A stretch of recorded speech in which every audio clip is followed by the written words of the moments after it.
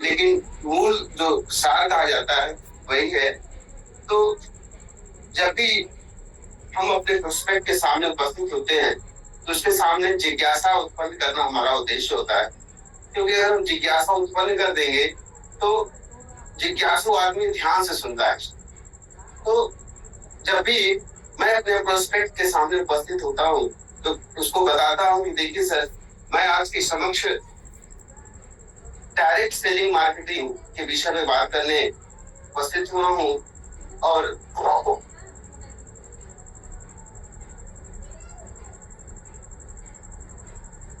Direct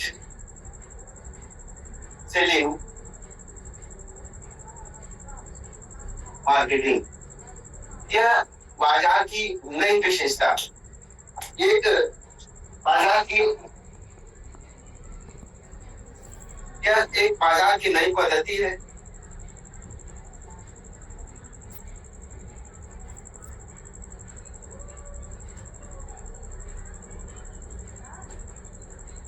दूसरा,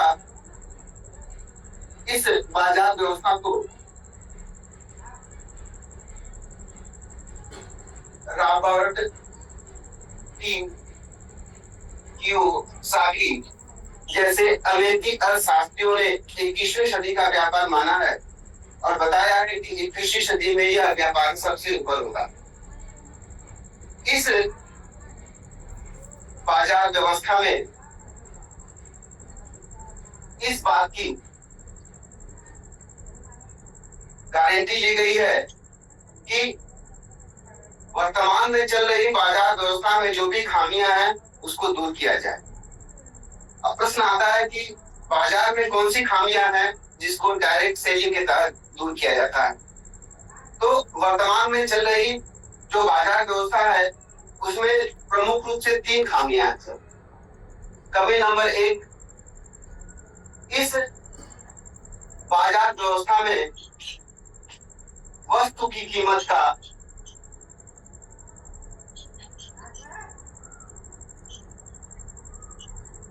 दोगुना दाम ग्राहक को अदा करना पड़ता है। इसका मतलब है कि एक ग्राहक जब भी कोई 10 रुपए का सामान लेता है तो उसकी वास्तविक कीमत 5 रुपए ही रहती है। दूसरी गड़बड़ी इस बाजार व्यवस्था की है कि मिलावट। एक आम ग्राहक मिलावट की समस्या से परेशान है, सरकारें भी परेशान हैं किस तरह से आज के मार्केट से मिलावट को दूर किया जाए। और तीसरी सबसे बड़ी गड़बड़ी है, इस बाजार व्यवस्था में ग्राहक की कोई हिस्सेदारी नहीं है। ग्राहक की कोई हिस्सेदारी नहीं है। हालांकि कमियां तो अनेकों हैं, अगर पॉइंट आउट किया जाए तो दर्जनों खामियों को ढूंढा जा सकता है, बताया सकता है, लेकिन मैं इन 3 प्रमुख खामियों पर ही चर्चा करूंगा कि एक ग्राहक को वस्तु की वास्तविक कीमत का दोगुना दाम अदा करना पड़ता है। दूसरी गड़बड़ी है कि इस बाजार व्यवस्था में मिलावट एक बड़ी समस्या है। और तीसरा कि इस बाजार व्यवस्था में ग्राहक की कोई हिस्सेदारी नहीं है। तो आइए देखते हैं सर कि ये गड़बड़ी होती कैसे है और कहां से गुंजाइश बन जाती है। जैसे इस बाजार व्यवस्था में आदमी हो चाहे गरीब हो चाहे अमीर हो, वह एक ग्राहक ही तो रहता है। और इस ग्राहक को जब भी कोई सामान चाहिए होता है तो वह एक रिटेलर यानी अपने पड़ोस के फुटकर दुकानदार के पास जाता है। और इस दुकानदार के पास जाने पर जो सामान प्राप्त करता है वह दुकानदार वह खुद नहीं बनाता, किसी होलसेलर के यहाँ से लाता है। होलसेलर अपने नहीं बनाते, वह किसी डीलर से लेते हैं। डीलर भी अपने नहीं बनाते, वो कंपनी की कैरिंग फॉरवर्डिंग एजेंट होते हैं, उसे प्राप्त करते हैं। ये एजेंट लोग भी स्वतः न बनाते और वह किसी कंपनी से इनका कॉन्टेक्ट होता है, टाई अप होता है और वह कंपनी वाले इनको हैंडओवर करते हैं और ये बाजार में आगे बढ़ा देते हैं। एक कड़ी और इसमें आती है कि अगर भारत की किसी अन्य हिस्से में कोई प्रोडक्ट बन के तैयार हुआ तो ग्राहक जानेगा कैसे। उस प्रोडक्ट के बारे में जानकारी देने के लिए कंपनी को अपने उत्पाद का प्रचार कराना पड़ता है, प्रचार कराना पड़ता है। और प्रचार कराकर जब उत्पाद को मार्केट में उतारता है तो ग्राहक को जानकारी होती है और ग्राहक जब रिटेलर से मांग करता है तो रिटेलर होलसेलर से, होलसेलर डीलर से और डीलर कैरिंग फॉरवर्डिंग से सामान प्राप्त करता है। तो जो वर्तमान की जो सबसे बड़ी समस्या है कि वास्तविक कीमत का ग्राहक को दोगुना दाम अदा करना पड़ता है, उसको आई समझते हैं। इस बाजार व्यवस्था के तहत अगर कोई कंपनी 40 रुपए का सामान बनाकर 10 रुपए में सक्षम है कि उपलब्ध करा दे, यानी 50 रुपए में वह सक्षम है कि वह सामान को प्राप्त करा दे, तो कंपनी को मजबूरन 100 रुपए यानी कि डबल करके एमआरपी प्रिंट करनी पड़ती है, क्योंकि रास्ते में उसके खर्च है।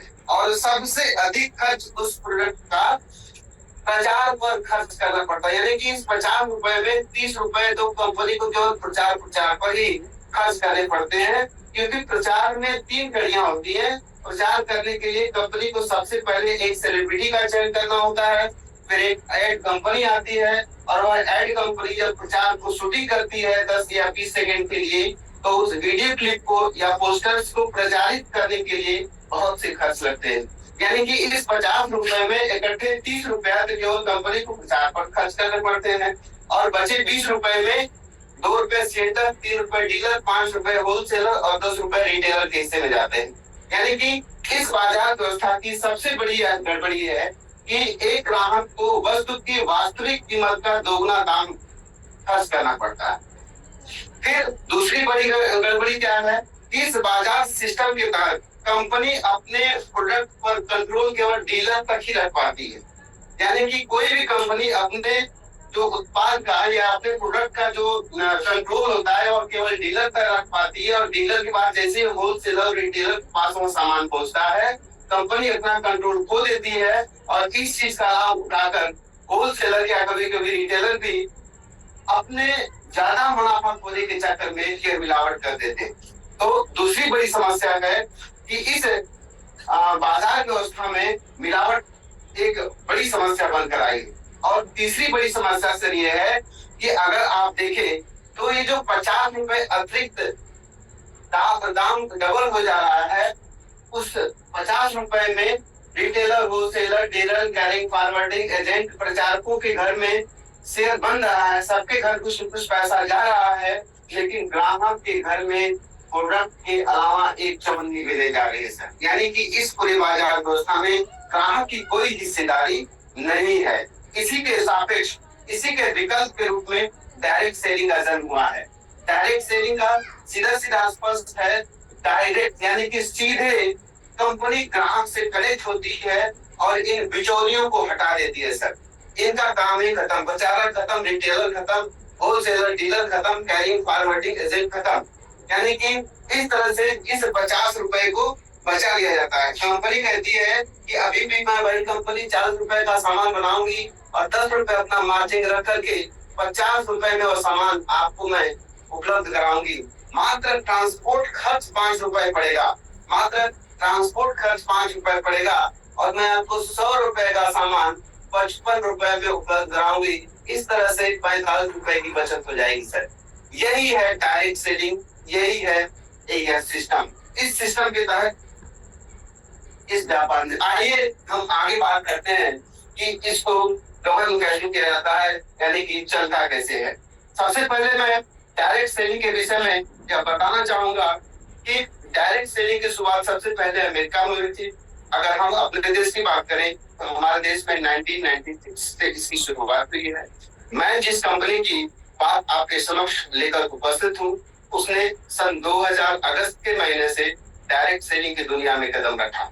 हालांकि यह कोई कंपनी नहीं थी, वह 1988 से फैशन शूटिंग प्राइवेट लिमिटेड के नाम से वह कपड़े के व्यवसाय में हुआ करती थी और देश के 10 चुनिंदा कंपनियों में अपना स्थान रखा। लेकिन हमारे कंपनी के ऑनर आदरणीय सीटीसी छावड़ा जी ने अनुभव किया, जो ट्रेडिशनल मार्केटिंग है उसमें कुछ ही लोग अमीर और अमीर होते चले जा रहे हैं और एक आम ग्राहक को कोई राहत नहीं मिल रही है। उन्होंने इस बात का अनुभव किया कि अब हमारे देश में यह आवश्यकता है कि अब हम डायरेक्ट सेलिंग को अपनाएं। इस उद्देश्य की पूर्ति उन्होंने 2000 में राजस्थान के भीलवाड़ा में एक कंपनी की स्थापना की, जिसे RCM consumer product private limited के नाम से जाना जाता है। श्रीमान जी, 2000 में इस कंपनी की स्थापना हुई। उस समय एक कंपनी थी, एक प्रोडक्ट था और एक दुकान थी। सन 2000 से 2026 चल रहा है। इन 25 वर्षों के दौरान एक कंपनी से हमारे साथ 32 कंपनियों ने टाई अप किया है, यानी कि हमारे साथ 32 कंपनियां जुड़कर डायरेक्ट सेलिंग के माध्यम से अपना व्यवसाय कर रही हैं। प्रोडक्ट की बात करें तो आज हमारे पास 500 से अधिक हमारे पास प्रोडक्ट हैं, और दुकानों की बात करें तो हमारे पास 10,000 से अधिक दुकानें हैं। यह उपलब्धि 25 वर्षों की है। आगे भविष्य की बात की जाए तो अगले 5 वर्षों में कंपनी की योजना है कि जो काम हमने 25 वर्षों में किया उसका 5 गुना अगले 5 वर्षों में करना है। यानी कि सीधे सीधे कहने का मतलब है कि हमारी कंपनियों की संख्या बढ़ने वाली है, प्रोडक्ट 500 की जगह पर 2500 होने वाले हैं, और दुकानें 10,000 की जगह पर 50,000 दुकानें होने वाली हैं। ये कंपनी की तैयारी है सर। आइए मैं आगे बात करता हूँ कि कंपनी का क्या प्लान है। कंपनी कहती है कि अभी भी हम वही कंपनी 10 रुपए हम अपना मार्जिन रखेंगे ही, और मात्र 5 रुपए ट्रांसपोर्ट लगाकर आपके लोकल मार्केट तक 55 रुपए में आपके लोकल मार्केट तक मैं सामान उपलब्ध कराऊंगी। ग्राहक भी अपने दुकान अपने घरों से निकल कर आए वह सामान प्राप्त करे, और 100 रुपए का सामान उनसे 55 रुपए का प्राप्त करे, और यह 45 रुपए का लोग बचत कर जाएंगे। कंपनी कहती है कि जो 10 रुपए हैं पहले भी हमें 10 रुपए ही मिलते थे, और वह 10 रुपए अब हमें भी अभी भी मिल रहे हैं। हमें अपने हिस्से के पैसे मिल जा रहे हैं। वास्तव में जो पैसे बच रहे हैं और ग्राहकों के हिस्से के हैं या ग्राहकों को लौटा दिए जाएंगे। कंपनी कहती है इस 45 रुपए को प्राप्त करने के 3 तरीके हैं। तरीका नंबर 1, ग्राहक बनकर। दूसरा तरीका कि दुकानें खोलकर, और तीसरा तरीका ग्राहकों का संगठन बनाकर। ग्राहकों का संगठन बनाकर या दुकानें खोलकर या ग्राहक बनकर भी आप लाभ ले सकते हैं इसकी मां। पहली बिंदु पर आता हूं कि ग्राहक बनकर क्या लाभ है। ग्राहक बनने से अनेकों तरह के लाभ हैं। सबसे पहली बात है कि ग्राहक बनेंगे कैसे। ग्राहक बनने के लिए बस 2 ही शर्तें हैं। आपकी उम्र 18 वर्ष होनी चाहिए और आप भारतीय होने चाहिए, आप ग्राहक बन सकते हैं सर। ग्राहक बनने के लिए आपको रजिस्ट्रेशन कराना होगा। रजिस्ट्रेशन में आपका केवाईसी होगा, और केवाईसी से रजिस्ट्रेशन के लिए कंपनी 1 रुपए भी चार्ज नहीं करती है। बस आपको पहली खरीद न्यूनतम 2,000 रुपयों की करनी होगी अपने मन वांछित प्रोडक्ट लेने के लिए। जब आप 2,000 की खरीद कर लेंगे तो आपकी आईडी, जो आपको आईडी नंबर मिलता है, वह ग्रीन हो जाएगा और अगला व्यक्ति आपके नीचे जुड़ सकता है। जब आप पंजीकृत ग्राहक होकर हमारी दुकानों पर जाएंगे तो आप पाएंगे कि सामानों की MRP ही कंप्लीट है सर। वो भी थोड़ा मोड़ा नहीं, 7 से 15% तक MRP कंप्लीट रहती। वो MRP कंप्लीट हम इसलिए कम कर पाने में सक्षम हैं क्योंकि अब हमें बीच के बिचौलियों को झेलना नहीं है। दूसरी विशेषता आप पाएंगे कि आपको काउंटर छूट मिलता है सर। यह आपको सामान जो भी उत्पाद है आपको MRP पर नहीं डिस्काउंट पर मिलता है, वह भी 10 से 20% तक आपको काउंटर छूट मिलती है सर।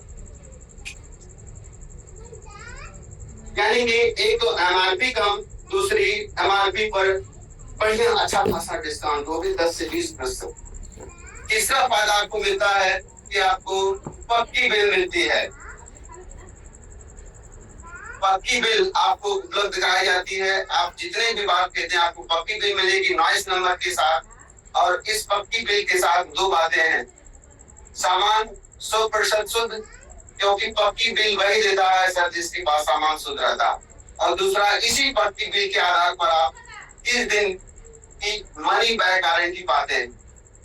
यानी कि किसी वजह से आपको सामान पसंद नहीं आया या आपको वापस करना है तो आप 30 दिन, पूरा 1 महीना आपको कंपनी अवसर देती है कि आप उस सामान को वापस करके पैसे ले सकते हैं। क्या कोई सामान प्राप्त कर सकते हैं।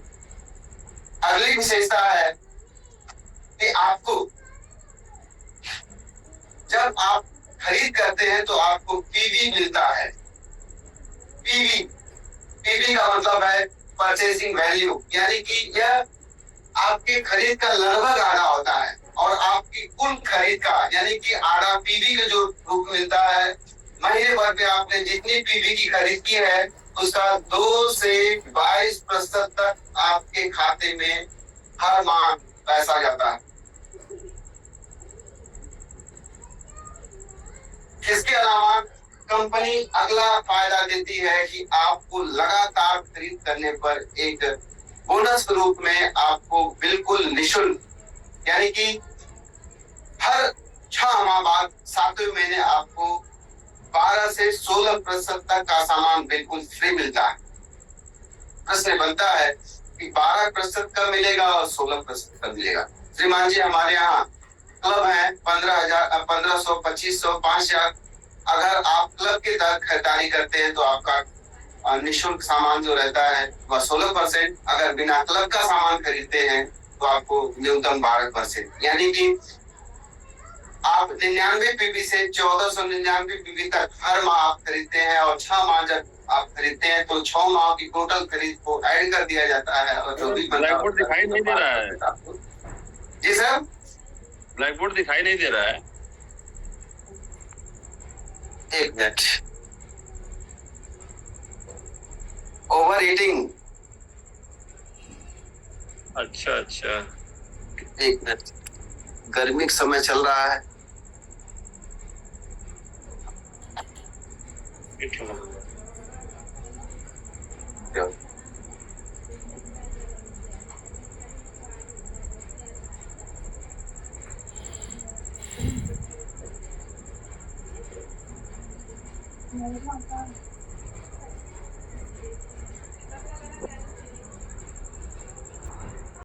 ब्लैक बोर्ड भी दिखाई दे रहा है।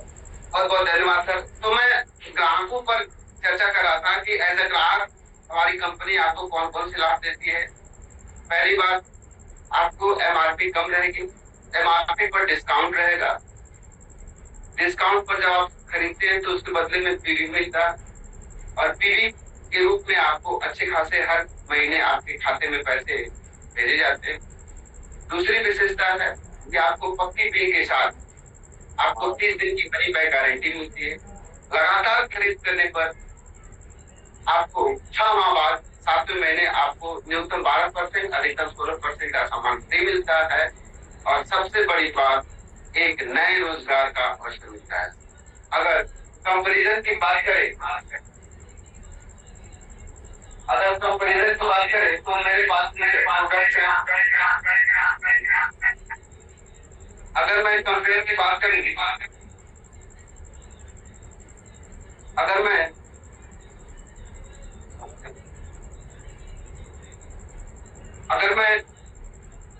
कंपेयर की बात करूं तो सबसे पहले मैं एमआरपी पर आता हूं। मैंने बताया था कि एमआरपी कंप्लीट होती है, तो श्रीमान जी उसके लिए मेरे पास कुछ कंपेरिजन में प्रोडक्ट उपलब्ध है। सबसे पहले मैं नमक पर आऊंगा।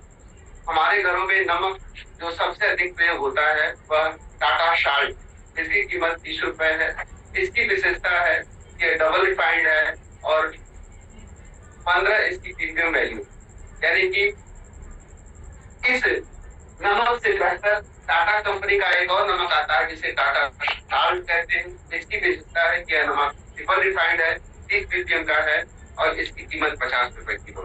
यानी कि कंपनी एक, लेकिन प्रोडक्ट दो तरह के, एक 30 रुपए किलो और एक 50 रुपए किलो। हमारे घरों में अधिकतर यही हम प्रयोग करते हैं और सबसे बेहतर माना जाता है कि सबसे बेहतर नमक ये होता है। हमारी कंपनी आपके लिए एक प्रोडक्ट और वह सबसे बेहतर लाई। एक प्रोडक्ट हमारी कंपनी का है जिसे साल्ट स्वेच्छा ट्रिपल रिफाइंड नमक है और 30 पीपीएम इसका आयोडीन रेट है। और कीमत की बात करें तो इसकी कीमत 28 रुपए है, यानी कि कहीं न कहीं इसकी एमआरपी भी कंप्लीट है। इसके अलावा जब आप पंजीकृत ग्राहक बनकर सामान को खरीदते हैं तो आपको केवल 22 रुपए में मिलेगा, यानी कि छूट भी है। इसके अलावा अगर मैं दूसरे प्रोडक्ट की बात करूं तो मैं आपको एक और प्रोडक्ट दिखाना चाहूंगा। मार्केट का है, देखिए 100 ग्राम का डव साबुन है। इसकी कीमत 60 रुपए है, वजन 100 ग्राम है। सिमिलर सेम क्वालिटी का हमारे कंपनी का सोप है, इसका वजन भी 100 ग्राम और इसकी कीमत 48 रुपए। जब आप खरीदेंगे तो इसकी वैल्यू 36 रुपए, यानी कि एक तो एमआरपी भी कम रेट है और आपको डिस्काउंट पर भी सामान मिलेगा। एक मैं और उत्पाद को दिखाना चाहूंगा, ये देखें पतंजलि का दंत कांति है, वजन 100 ग्राम, कीमत 90 रुपए। और मैं अपने कंपनी का केविगो पेस्ट आपके समक्ष दिखाना चाहूंगा। इसका वजन भी 100 ग्राम और इसकी कीमत 70 रुपए एमआरपी, लेकिन आपको सिर्फ 56 रुपए में मिलेगा, यानी कि एमआरपी भी कम रेट और कम रेट पर भी डिस्काउंट के साथ आपको उपलब्ध कराए। इसी तरह से अनेकों प्रोडक्ट हमारे पास उपलब्ध है दिखाने के लिए। एक और मैं प्रोडक्ट आपको दिखाना चाहूंगा।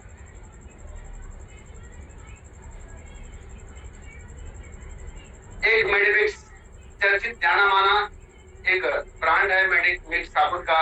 यह नीम साबुन है और बढ़िया साबुन माना जाता है, लेकिन इसकी वास्तविकता है कि यह 70% TFL का साबुन, लेकिन हमारा जो हेना 100 ग्राम का साबुन है वह 76% है, यह 70%। यही ग्रेड सेकेंड का साबुन है और हमारी कंपनी का ग्रेड फर्स्ट का साबुन है और कीमत में भी बड़ा अंतर है।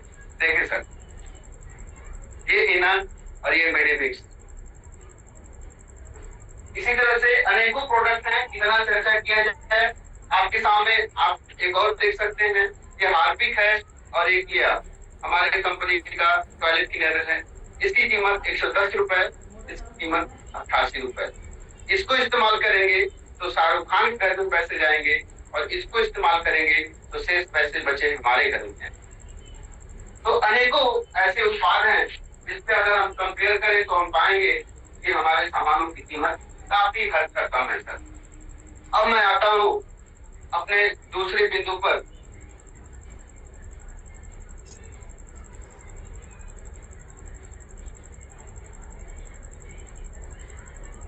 ग्राहक बनते ही हमारे समक्ष एक दूसरा अवसर मिल जाता है कि या तो हम एक्टिव इनकम कर सकते हैं या फिर पैसिव इनकम भी कर सकते हैं। प्रश्न है कि एक्टिव इनकम क्या होती है और पैसिव इनकम क्या होती है।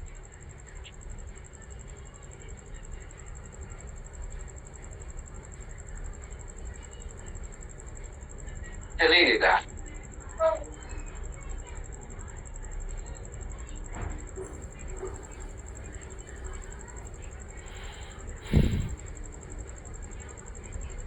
चलिए सर, कोई बात नहीं, जाने दो, बंद है।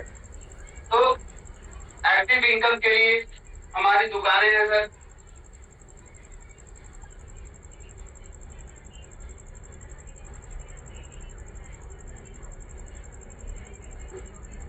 एक्टिव इनकम के लिए हमारी दुकानें भी हैं।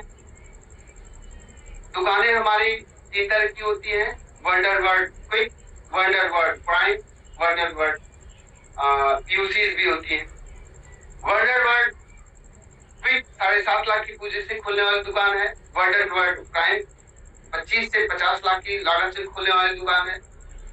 अगर आप देखेंगे तो पाएंगे कि यह दोनों दुकानें कहीं भी खुल सकती हैं। शर्त यह है कि जहां पर दुकानें खुलती हैं उसके 3 किलोमीटर की इर्द गिर्द में वंडर वर्ल्ड की दूसरी दुकानें खुलती है और यह कंपनी आपको 8% के ग्रोथ रेट से, यानी कि 8% पर आपसे बिजनेस कराती है। वंडर वर्ल्ड प्राइम और वंडर वर्ल्ड की दोनों को। वंडर वर्ल्ड क्विक हर छोटी बड़ी बाजार में खुलने वाली दुकान है, जबकि वंडर वर्ल्ड प्राइम जिला मुख्यालय और बड़ी मार्केट में खुलने वाली दुकान है। दोनों ही दुकानों को कंपनी 8% पर बिजनेस कराती है और 1% बोनस के रूप में आपको देती है। और डिपो की बात करें तो 70 किलोमीटर में एक डिपो आपको उपलब्ध कराया जाता है और इन डिपो का काम ग्राहकों को सामान देना नहीं, स्टोर्स को सामान उपलब्ध कराना काम रहता है। और इस तरह से इन दुकानों के माध्यम से आप एक्टिव इनकम कर सकते हैं। एक्टिव इनकम वह इनकम है जो आपको क्रियाशील रहते हुए आपको आमदनी आती है। एक दूसरा विकल्प हमारी कंपनी देती है कि आप पैसिव इनकम भी प्राप्त कर सकते हैं। इस दुकानों में आपको प्राप्त होती है एक्टिव इनकम। इसमें लगता क्या है सर? इसमें लगती है पूंजी। पूंजी कितना? 7.5 लाख, 25 लाख और 1 करोड़। इतनी पूंजी लगाकर हम एक्टिव इनकम दे सकते हैं। लेकिन एक और तरीका है जिससे हम बिना पूंजी, शून्य पूंजी और समय का निवेश करके, समय लगाकर, यानी कि एक भी पैसे खर्च नहीं करते हैं और केवल समय लगाकर पैसिव इनकम कर सकते हैं। एक्टिव इनकम वह इनकम है जो हमारे क्रियाशील रहने पर आती है और पैसिव इनकम वह है कि हम काम करें या ना करें वह इनकम आती रहे। इसके लिए हमें बड़ी पूंजी की आवश्यकता है। लेकिन हमारा सिस्टम एक आपको ऐसा अवसर उपलब्ध कराता है जिससे आप पैसिव इनकम कर सकते हैं। ये समझते हैं कि यह पैसिव इनकम मिलती कैसी है। यह पैसिव इनकम मिलती है सर ग्राहकों का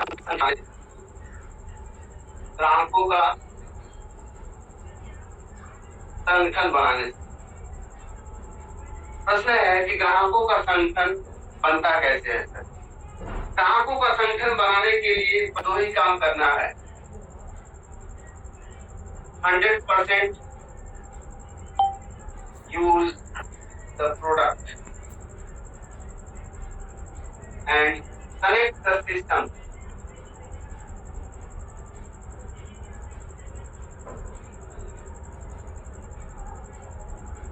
ग्राहकों का संगठन बनाने के लिए बनाना है, सामानों को इस्तेमाल करना है और सिस्टम से कनेक्ट हो जाना है। सिस्टम क्या है यह अलग विषय, किसी अन्य दिन चर्चा किया जाएगा। लेकिन जो व्यक्ति सामान को यूज लगा और अपने आप को सिस्टम के हवाले कर दिया तो निश्चित रूप से उसका ग्राहकों का संगठन बनना शुरू हो जाता है।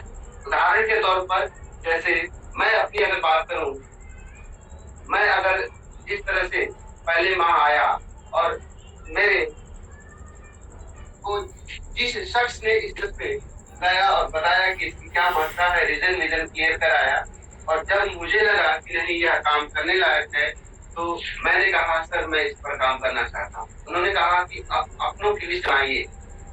मैंने अपने फोन को खंगाला, 250-300 नंबर थे, उसमें से 100 लोगों की लिस्ट बनाई और उन सभी लोगों से संपर्क किया। और जब उन सभी किया तो मेरे कुछ साथी मेरे साथ काम किया और उन किया और उसने अथक प्रयास किया। रास्ते में काम न करके मैं एज ए ग्राहक क्या करना चाहूंगा, क्योंकि मेरे पास समय की आवश्यकता है, मेरे पास ये समस्या है। लेकिन मेरे साथ कुछ साथी ऐसे आए जिन्होंने कहा नहीं नेटवर्क पर काम करने लायक है, मैं भी आपके साथ करूंगा। इसमें आपको केवल 2 ऐसे लोगों की आवश्यकता है जो आप काम करने के लिए तैयार। देखिए जैसे ही आपके 2 लोग आ जाते हैं आपकी टीम बन गई और आपका संगठन बनना शुरू हो गया या आपकी नींव पड़ गई। आप और आपके आप लोगों की संख्या हो गई 3। अब वही सेम प्रक्रिया अपनानी है जो आपके साथ या मेरे साथ हुई है, सेम प्रक्रिया इनके साथ, यानी कि इनके भी 2 भिजवा देना है। यानी कि इस तरह से अगर काम हो जाता है तो नए सदस्यों की संख्या 4, यानी कि पिछले महीने 2 थी और अगले महीने 4 और सेम प्रक्रिया इनके साथ भी होता है। यानी कि हमारा प्रयास रहेगा कि हमारी जितनी संख्या है अगले महीने हम अपनी संख्या को दोगुना कर दें, यानी कि नए सदस्यों को भी अपनी तरह 2 सदस्य बढ़वा दें। एक ग्राफ बनता है सर, आप देख सकते हैं। ग्राफ इस तरह से बनता है कि मान लीजिए पहले महीने हमारी संख्या 2 थी, अब फिर 4 हो गई, 4 का 8 हो गई, 8 का 16, 16 का 32, 32 का 64, 64 का 128, 128 का 256, 512, 1024, 2048, 4000। हाँ जी, यानी कि अगर यह काम हम 12 महीने तक लगातार करते रहे तो 2 का 4, 4 का 8, 8 का 16, 16 का 32, 32 का 64, यानी कि हर महीने हमारी संख्या डबल होती चली जाए और 12 महीने आते आते हमारे नए सदस्यों की संख्या 4000 आती।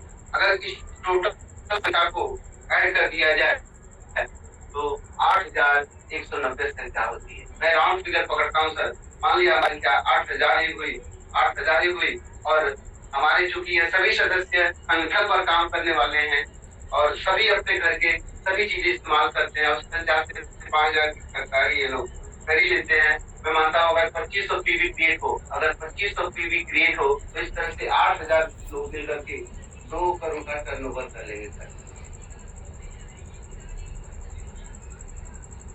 यदि हमारी टीम और हम मिलकर के 2 करोड़ का टर्नओवर कर लेते हैं तो कंपनी 45% लौटाने की बात कर रही है। 2 करोड़ का 45% हुआ सर 90 लाख रुपए। यानी कि ये जो 90 लाख रुपए है पहले चंद घरों में जाते थे, जैसे retailer, wholesaler, dealer, carrying forward agent, प्रचारक, इन तमाम घरों में ये 90 लाख रुपए जाते थे। अब हमारे जो ये 90 लाख रुपए हमारे अपनों पर में यानी कि हमारे संगठन लोगों पर हुए हैं। प्रश्न बनता है कि 90 लाख अगर हमारे इसी 90 लाख में हमारा भी शेयर और वह शेयर होगा 1 से 2.5% हमारे लेवल से। मैं न्यूनतम रखता हूँ कि 2 करोड़ का 1% कितना बचत 2 लाख। यदि हम इस काम को करने में 100% सफल हुए तो 1 साल बाद हम 2 लाख रुपए प्रति माह कमा सकते हैं। मैं कहता हूँ सबकी स्थिति अलग होती है और 100% हम काम करने में न सफल हुए, अगर हम कहते हैं 25% भी इस काम को करने में सफल तब भी हम 1 लाख रुपए प्रति माह कमा सकते हैं।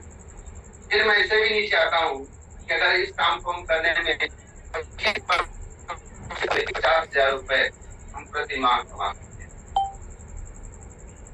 और इस 50,000 रुपयों के लिए हमें घंटों और वर्षों तक हमें मेहनत करना पड़ता है। यहाँ हम देश छोड़ के विदेशों में चले जाते हैं। अच्छा, यह आमदनी हमारी, ऐसा नहीं है कि किसी एक महीने आ गई और अगले महीने या 6 महीने 4 महीने नहीं आने वाली है। यह आमदनी हर माह आती है कि आपके द्वारा जो भी खरीद की जाती है तो 1 तारीख तक जो भी खरीद हो रही है उसको जोड़ती है और जोड़ने के बाद जो भी टर्नओवर रहता है आपके जो भी शेयर बनता है आपके खाते में ट्रांसफर होता है। दूसरी विशेषता है कि यह बढ़कर आती है, बढ़कर इसलिए आती है जब आपने नेटवर्क पे काम करना शुरू कर दिया है, आपके लोग बढ़ना शुरू हो गए हैं, 2 का 4, 4 का 8 का हो गए हैं, तो निश्चित तौर पर जब आपके लोग बढ़ रहे हैं तो खरीदारी भी बढ़ेगा टर्नओवर पे कमाया। और तीसरी विशेषता है यह असीमित है, इसकी कोई सीमा नहीं है सर। आप अपनी आमदनी को बढ़ा सकते। हर व्यवसाय की सीमा होती है। जैसे मैं अपनी बात करूं, मैं शिक्षक हूँ, मेरा पहला वेतन कितना था या कितना रहेगा यह भी निश्चित, और मेरा आखिरी वेतन जिस पर मैं रिटायर हुआ किस रेशो से मेरा वेतन बढ़ना है आज ये निश्चित है, लेकिन श्रीमान इसमें अनिश्चित है, अनियमित है और असीमित है। आप अपनी क्षमता के अनुसार कर सकते हैं। एक दुकानदार, एक उद्योगपति की सीमाएं और किसी क्षेत्र में एक दुकानदार अपनी दुकानें खोलकर बैठा है, किसी मार्केट में जब वो बैठता है तो मार्केट के अगल बगल चंद गाँव तक वो स्थित रह जाता है। लेकिन इस व्यवसाय के तहत आप पूरे भारत में कहीं भी इस व्यवसाय को कर सकते हैं। अगली विशेषता है यह पीढ़ी दर पीढ़ी आती है।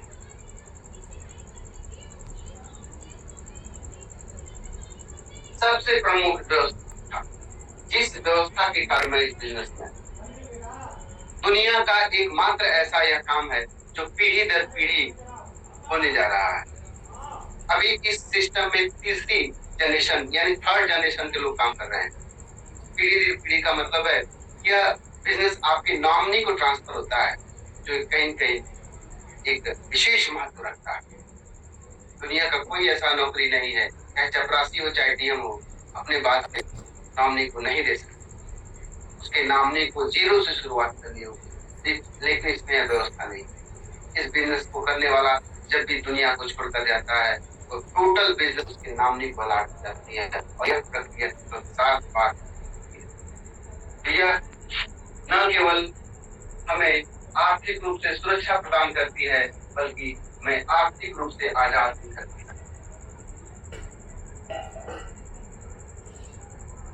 तो इस तरह से यह अनेक लाभ है संगठन पे काम करने के। उम्मीद करता हूँ सर मेरा ये प्लान आपको पसंद आया होगा। इस दौरान अगर कोई छोटी बड़ी त्रुटि हुई हो, असुविधा हुई हो तो उसके लिए क्षमा प्रार्थी हूँ। मैं पूरा प्रयास करूंगा कि अगली बार आऊँ और बेहतर तरीके से आप सभी जितने ध्यानपूर्वक सुना उसके लिए सादा सादा और मैं इस तरह से बात करता हूँ और पुनः आग्रह करता हूँ कि 75 सराहें और आगे का संचालन करें। बहुत बहुत धन्यवाद।